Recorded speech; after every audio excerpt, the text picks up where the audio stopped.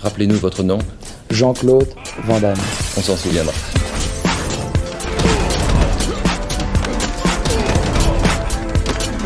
Van Damme Express.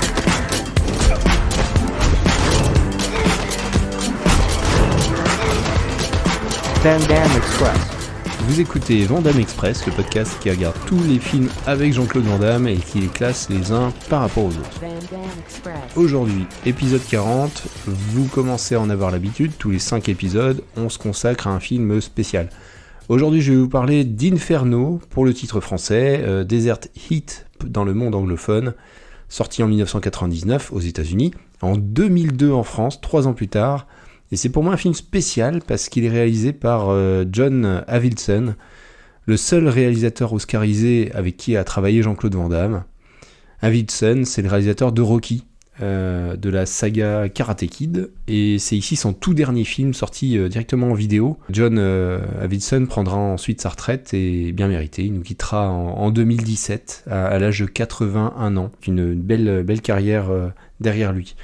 Pour moi, Rocky, c'est important. C'est un grand film assez inattendu, qui parle vraiment bien de l'Amérique de cette époque. C'est aussi un superbe film sur le courage, sur l'effort, tout bêtement. C'est le genre de film, après le 30e visionnage, on en ressort toujours revitalisé, avec l'envie de monter les escaliers à fond. C'est aussi un portrait touchant de cette brute au grand cœur, une des romances les plus touchantes, maladroite, dans un style proche du réalisme. C'est tendre et touchant, là où on l'attend pas. C'est difficile de savoir le mérite de John Avildsen face à l'investissement de Stallone, qui est l'auteur du film, qui est l'interprète de Rocky, qui tient vraiment le film sur ses épaules. C'est, je pense, surtout un film où tout le monde est aligné sur une même vision. Un film qui bénéficie d'une énergie incroyable, d'une technique au point, une musique fantastique. C'était le premier film qui utilisait la Steadicam, système pour stabiliser les caméras pendant les plans caméra portée, et ça a dynamisé le film. Vous l'avez compris, un film que j'aime énormément.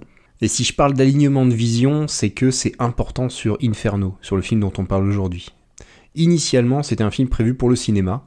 C'est en VHS qu'il arrivera, directement en magasin de location. C'est une période de bascule pour Jean-Claude Van Damme, qui sort du désastreux Universal Soldier 2, dont on a parlé, et donc il se fait blacklister par les producteurs.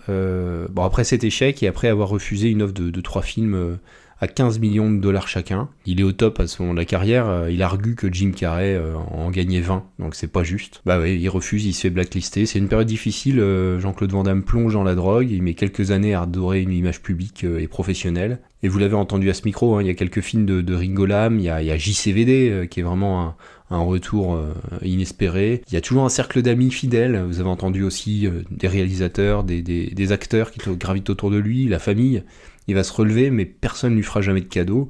En tout cas, il n'a jamais arrêté de travailler. Alors, Inferno, 15 à 22 millions de dollars selon les sources. Un gros casting. Pat Morita, bien sûr, Monsieur Miyagi dans les Karate Kid. Danny Trejo, Machete, Une nuit en enfer, plein de séries B. 3 films par an en moyenne depuis 40 ans. Des voix. Dans les rôles féminins, Gabrielle Fitzpatrick, qu'on a vu dans Lost, mais aussi qui a démarré dans Power Rangers, le film en 95. Jamie Presley, qu'on a vu dans plein de séries avec des rôles récurrents, Earl, Mom, Welcome to Flatch. Des séries assez récentes, qui a une carrière assez longue.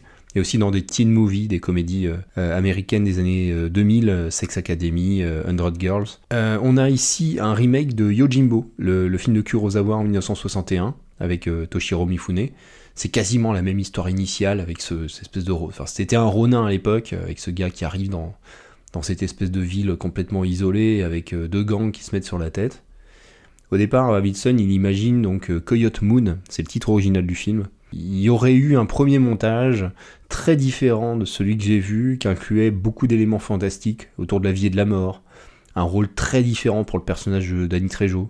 Ce premier montage, toujours selon le réalisateur, aurait reçu une standing ovation lors des projections tests, mais n'aurait pas plu à Jean-Claude Van Damme, quand on a fait le cut de 95 minutes que j'ai vu. Et ce cut n'a pas été testé, mais il a été exclu d'une sortie ciné. C'est ce film dont on parle aujourd'hui. J'ai beaucoup utilisé le conditionnel, il n'y a rien de certain, il y a ce que Avildsen a dit de son vivant. Ça serait intéressant de savoir 25 ans après ce que pourraient en dire Van Damme ou les gens qui ont travaillé sur ce film.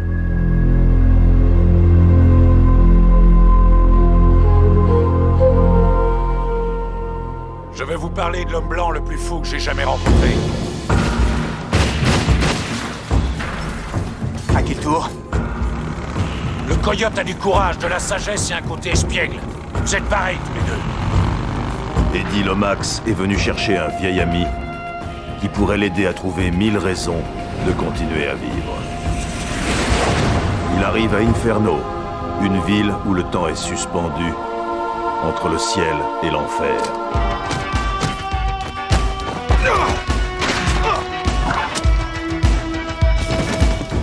Oh mon Dieu!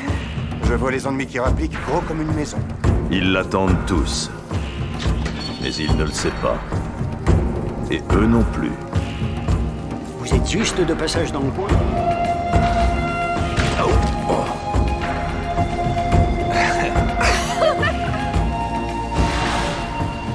Les fusils font la loi dans la ville.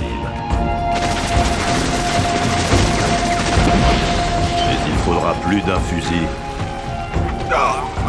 pour empêcher Eddie Lomax de trouver ce qu'il est venu chercher ici. Non, j'ai une petite affaire à régler ici. C'est un jour magnifique pour mourir. Jeune homme, avez-vous sauvé votre âme? Il n'est jamais trop tard. J'aimerais vous croire.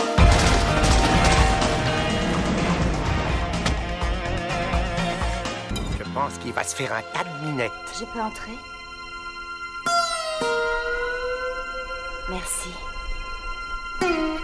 Y a pas de quoi. Hey, dis, où est-ce que tu vas? Je vais aller voir ma moto.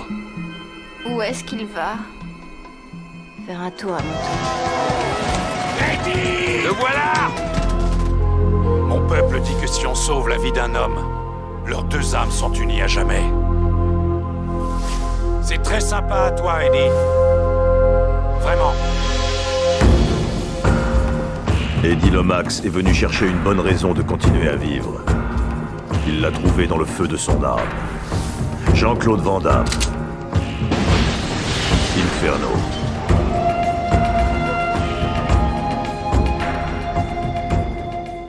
Alors, de quoi ça parle? Au printemps, la pleine lune brille pour le guerrier qui a perdu son chemin. Le coyote est l'esprit qui ramène à la vie. Si le guerrier suit le coyote quand la lune est pleine, le guerrier retrouvera le bon chemin. Ce sont les 3 panneaux introductifs du film qui racontent un conte natif américain. On a Jean-Claude Van Damme qui incarne Eddie Lomax. Il ouvre le film en débarquant avec sa moto au milieu du désert. Il est fortement alcoolisé, il est armé, il veut mourir. Il cause avec son ami Johnny Sixtoes, un Amérindien incarné par Danny Trejo, qui refuse en lui disant « tu n'en as pas besoin ». C'est très étrange cette atmosphère. Des Gus arrivent en voiture, dézinguent Eddie, lui volent sa moto et son flingue. Pas de traces de Johnny à ce moment-là. Le truand censé l'exécuter fait preuve de pitié et ment à ses copains en feignant de l'assassiner. Eddie est toujours en vie. Johnny le récupère et va le soigner. Après on nous décrit la petite ville d'Inferno. Elle est isolée du reste du monde depuis la fermeture de l'Interstate, la grande autoroute locale. L'armée fait des manœuvres en avion de chasse dans le coin. Il y a 2 gangs qui se font la guerre sous fond de trafic de drogue. Et puis il y a quelques personnages. Il y a ces 2 serveuses très jolies, Rhonda, Dottie.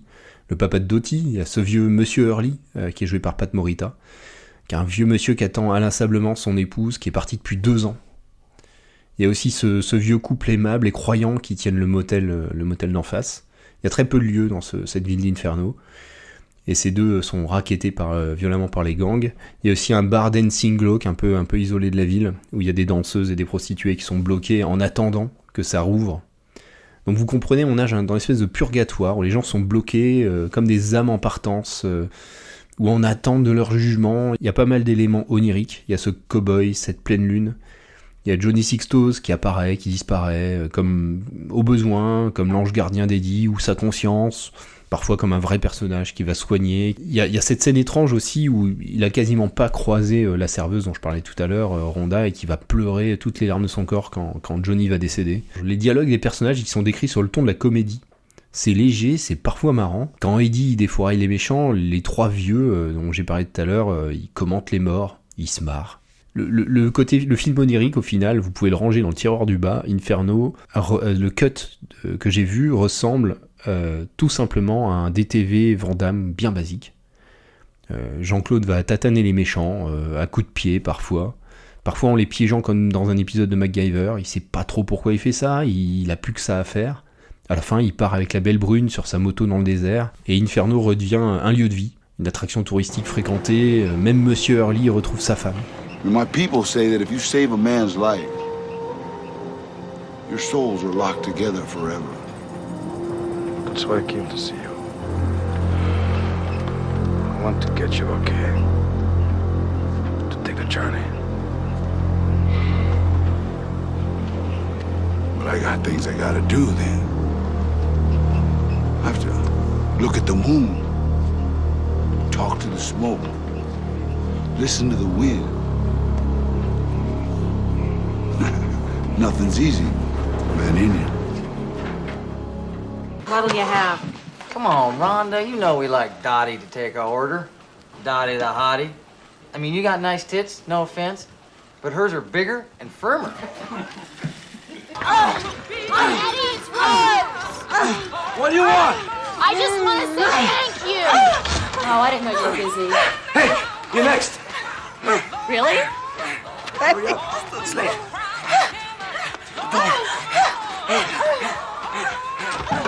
He's spreading joy to everyone.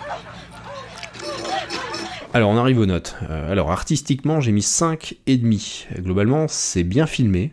On retrouve quelques très beaux travelling, un sens du cadrage, bon c'est pas n'importe quel réalisateur, hein. Notamment dans les scènes de calme, les scènes de comédie, quand on présente les personnages, c'est plutôt soigné. Le montage par contre c'est un vrai massacre. Le film il est monté comme un film d'action bas de gamme, la musique elle est souvent mal coupée. Il y a un problème de cohérence visuelle, c'est vraiment approximatif, on change de lumière d'un plan à l'autre, il y a plein d'incohérences. Ça pourrait être des éléments de questionnement sur la nature fantastique du récit, mais ça apparaît surtout comme une espèce de... Voilà, une absence totale de maîtrise de l'histoire, de ce qu'on veut raconter. À la musique, c'est Bill Conti quand même, donc c'est pas n'importe qui, hein, Bill Conti, hein, c'est lui qui a fait la musique de Rocky, et il va même attraper l'Oscar pour l'étoffe des héros en 83. Bah, la musique de Bill Conti, elle non plus, elle choisit jamais, c'est parfois électronique avec des batteries très, très 80s, puis alors après une guitare sèche, puis ça passe à la musique country, c'est vraiment à l'image du film, c'est bordélique, il y a des fulgurances, mais c'est jamais vraiment ça. Les acteurs ils sont bons, même si bon je reviendrai sur Jean-Claude Van Damme, mais globalement les acteurs ils s'amusent bien, toutes les femmes sont très mignonnes, tous les mecs sont moches ou vieux, c'est très étrange.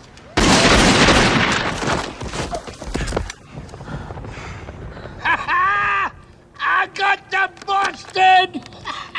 You? No, it was me. Army didn't give me a sharpshooter medal for nothing, you know. What the hell are you talking about? You're all blind! No! I got him!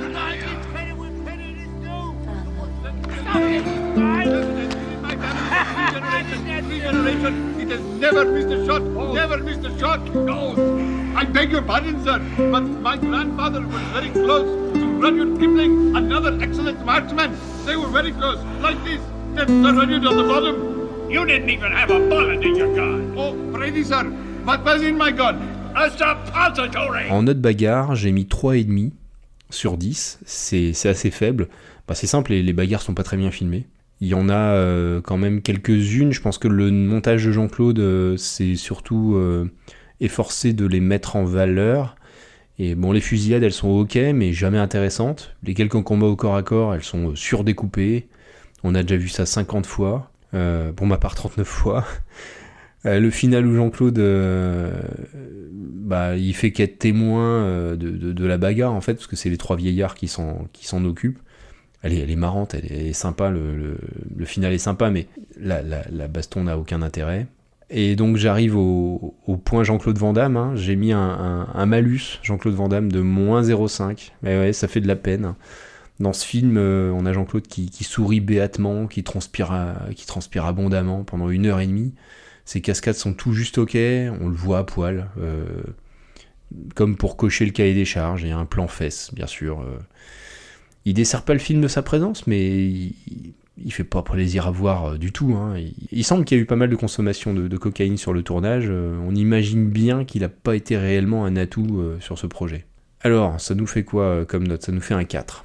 29e, je l'ai classé 29e sur les 39 films que j'ai vus, sous The Order, sous Universal Soldier et Six Bullets. Donc juste au-dessus de The Hard Corps, dans le paquet très moyen. C'est vraiment à rapprocher de Cyborg pour moi, en moins maîtrisé. Probablement explosé au remontage, le film se balade entre les genres. Ça aurait dû être un film onirique, un peu poétique, et puis il est remonté comme un film d'action de base. C'est bourré d'incohérences, il promène le spectateur entre réalité et faux semblant, il franchit jamais le pas, et il choisit jamais ce qu'il raconte.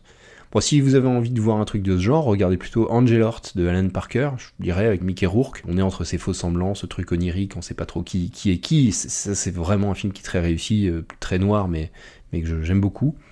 Ou, bêtement, l'original Yojimbo, virtuose et plutôt intemporel. Voilà, c'était ce 40e épisode de Van Damme Express. On se retrouve la semaine prochaine pour un autre film. On va commencer la dernière ligne droite de ce podcast, puisqu'il nous reste une dizaine de films à regarder. Et dans les 5 films qui suivent, on aura peut-être des surprises, et je vois notamment arriver 2 films de la famille Iams, qui nous a livré quand même des beaux morceaux de la filmo de Jean-Claude, donc, et notamment ils ont collé quand même 2 films dans le top 10, donc j'espère que cette ligne droite va nous réserver encore quelques beaux morceaux. Allez, salut tout le monde, et à dans 15 jours. Circle, you got a coyote, huh? Right ahead. Huh? Wrong guy.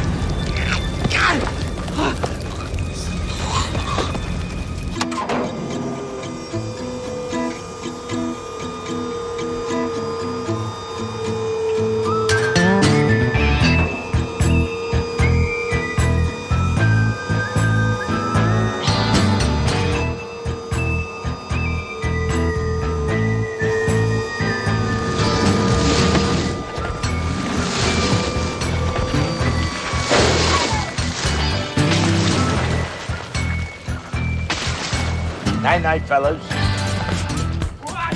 Van Damme Express.